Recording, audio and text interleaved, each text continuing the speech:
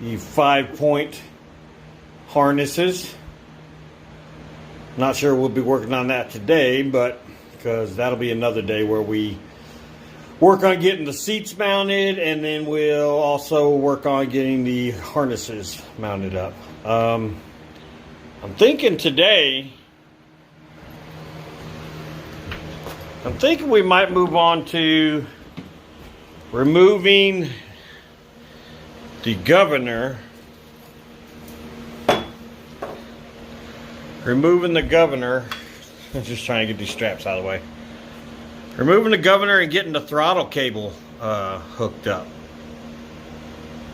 And in order to do that, we have to remove the air box and the gas tank anyway. So we might go ahead and do that. We're going to bypass the governor. Oh, in case I haven't mentioned it either, I don't think I have. I have a stage 1 kit coming for this thing within the next, I don't know, few days or so. So yeah, and what the stage 1 kit will do for this is it gives you a higher flow air filter, higher flow, more or less a straight pipe header, and it comes with a jet for more fuel because you're moving more air with the muffler and the air filter. And everybody knows that moving more air and more fuel equates to, that's right, more power. More power. So yeah, that's what's coming. It's on the way. Next day or so we'll be I'll be doing a video on installing the stage 1 on a Predator 212 as well. So okay, so the first thing we are going to do, first step to bypassing the governor, is to remove the air filter, air box.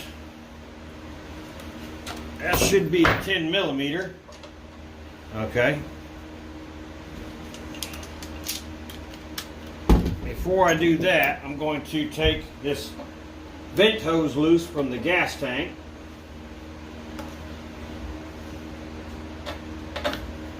And the vent tube from the valve cover.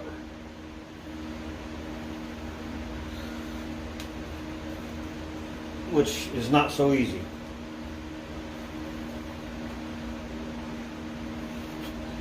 Might be easy for us to take that air box loose, then we can kind of work with it a little bit.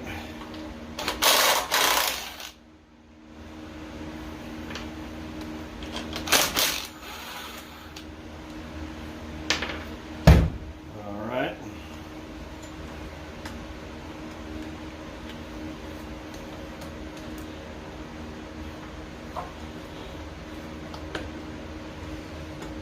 Slowly work it off of there, and the vent hose came off with it.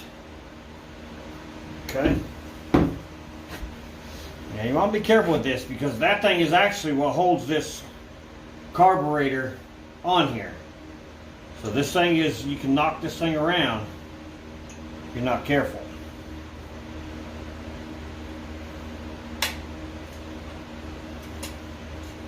Yeah, see, the way these things come, they come for like, mostly if you're going to be running a piece of equipment or something, and it's tightened down so that like you can move it there and it stays there.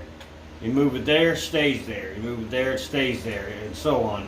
And then, you know, that's it right there. So basically what we're going to do is remove a lot of this stuff up here that we just don't need, and we're going to loosen this up to where the throttle cable can operate this lever here.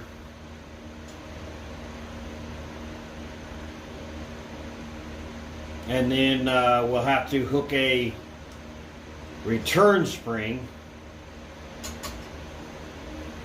to make sure that when you let out the throttle that it always drops back to idle. But right now we got to pull that gas tank off just to make.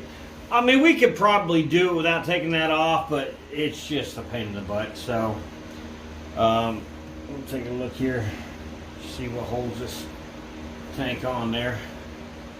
I believe it's that 10 mil bolt right there, and two tins on the back.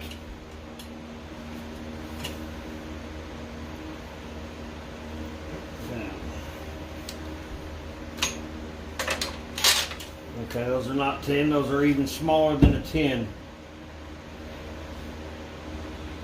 So what are they? Well, we can get the two. I know the two on the back are a 10, so we'll move to the back.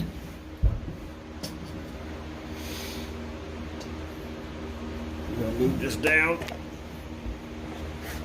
to where you can kind of see what I'm doing back here. I don't know if you still can see. I can't lower this tripod much more. But there are two bolts back here. One right here and one right here that are 10 millimeter. Hopefully we can get in there with this.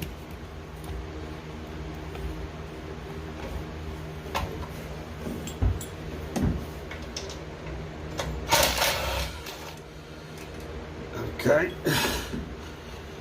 We got that one.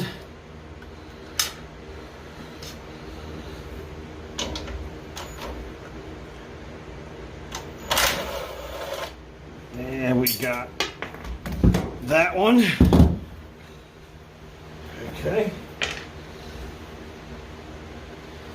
Now which one?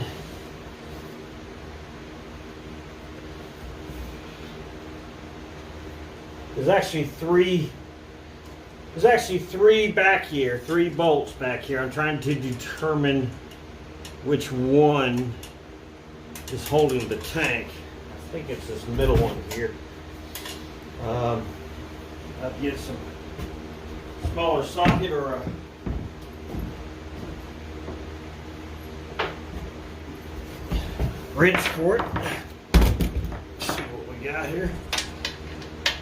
That appears to fit.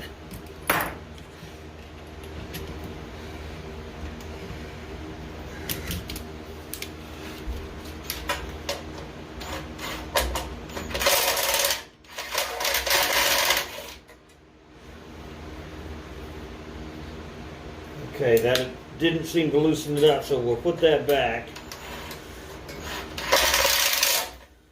And I think it might be this one here.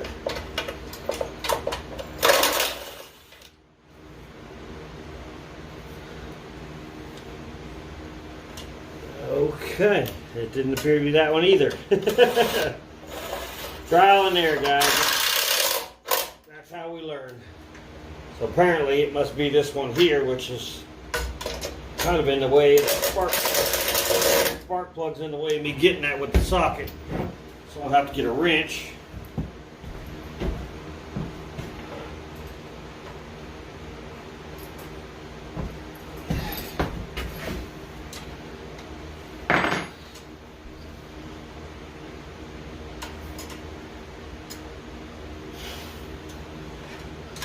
Well, they had that one tight, I tell you.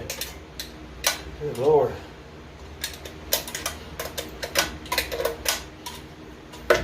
Okay, that's going to be it.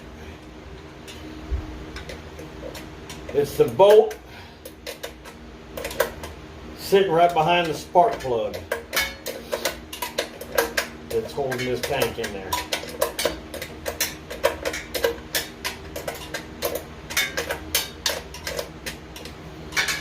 Get that out of there.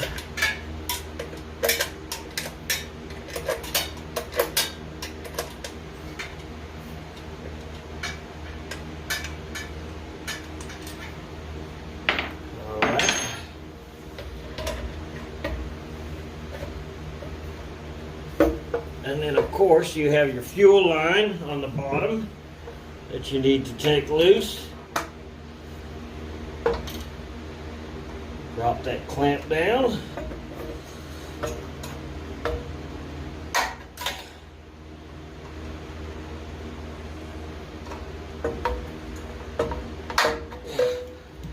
Let's see if we can get that hose off of there.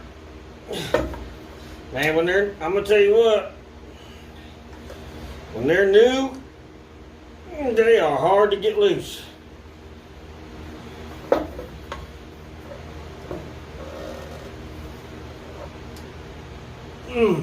Man, that sucker is tight. Tight, tight, tight. Let's see if we can give it a little twist. Maybe help it kind of unseat itself. There we go.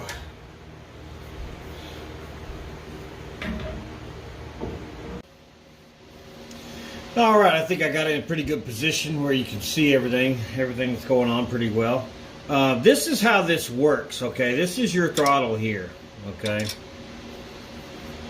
And when you throttle this thing up, it obviously moves. This is your governor arm right here.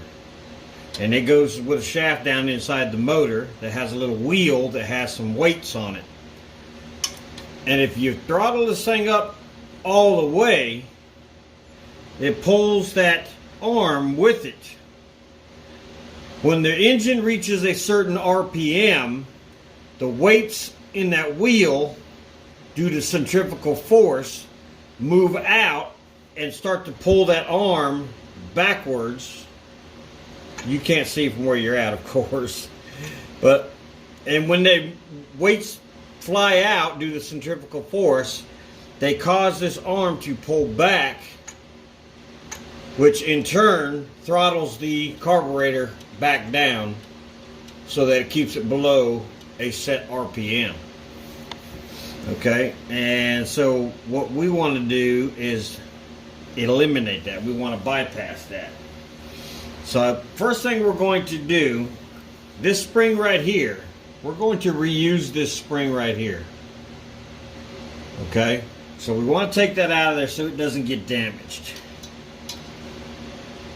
Let's get you a pair of needle nose and work it out of there. Be careful, being careful with it.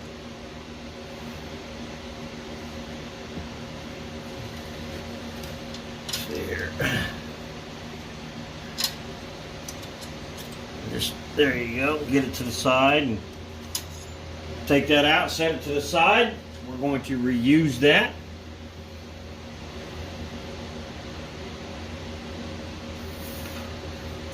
The next thing we can do is remove this nut here.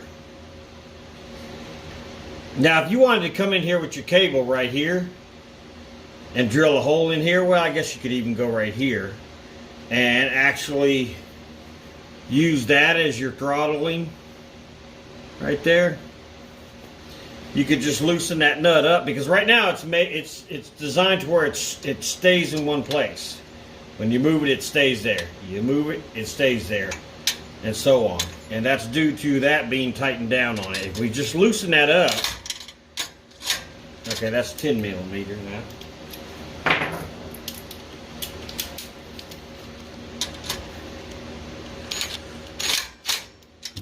Just loosen that up. You loosen it up enough,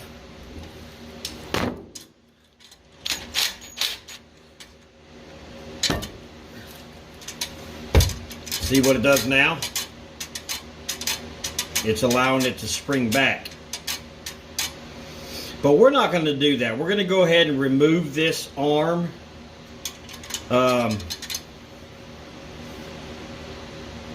Yeah, because I mean, we're going to go ahead and remove that. Take that all the way off of there. Smacking this thing every time. We're going to go ahead and take that off. Remove that piece there.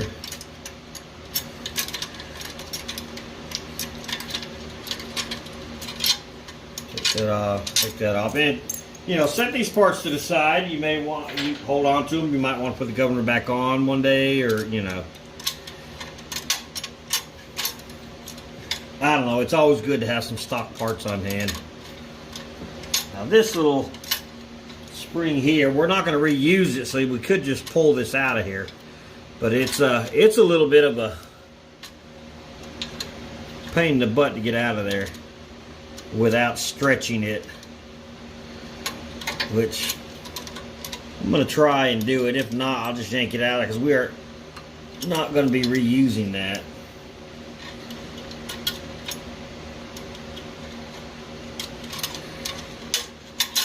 Teeny tiny little parts here. If I could just hold on to something, we might get it done. Okay, there we go. We'll take that entire little bracket off of there.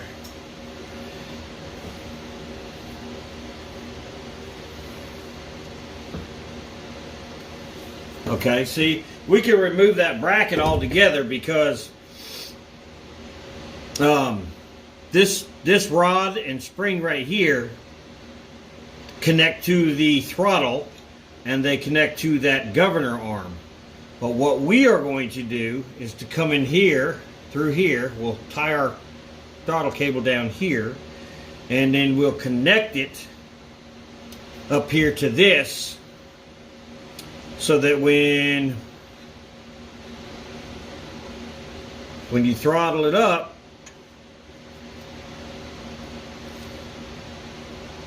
it'll pull this in and it'll run that throttle up, and then that other spring that I was talking about holding on to, we're going to connect that here and run it back here so that that spring is pulling this back, continuously pulling this back. And when you step on the gas, your cable is going to pull this like this, and when you let off, that spring will help it return back to idle, just like that. So we don't need any of that other stuff on here. You can remove that entire bracket from there. We can remove this screw. There's a screw under here that you don't need. We can go ahead and remove it.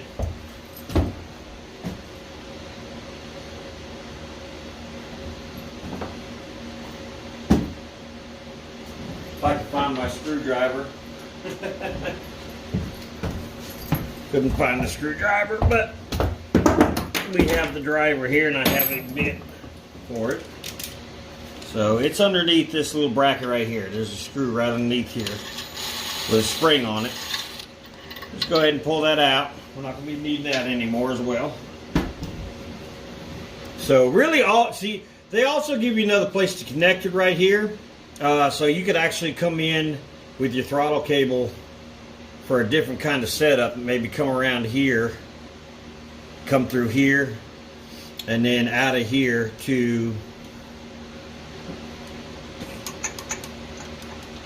your arm over here. Whatever setup, it depends on what you're doing and how your setup is. I think our best scenario is probably going to be coming in through the back so we can shoot straight out here and connect to that governing arm and use that like that. So remove everything, basically just remove everything except for this one piece bracket right here. This is all a one piece bracket. And then I just leave these two right here. If you decide you could use this one, I mean, I guess you could go ahead and remove that, but you never know. One day I might decide to put a bigger motor on this. Probably a pretty likely scenario with the size of this cart. And then I'm probably going to want to take this Predator 212 and put it on something else, and whatever I put it on, it may work out better for me to come in through this one here. So I'm just going to leave that there.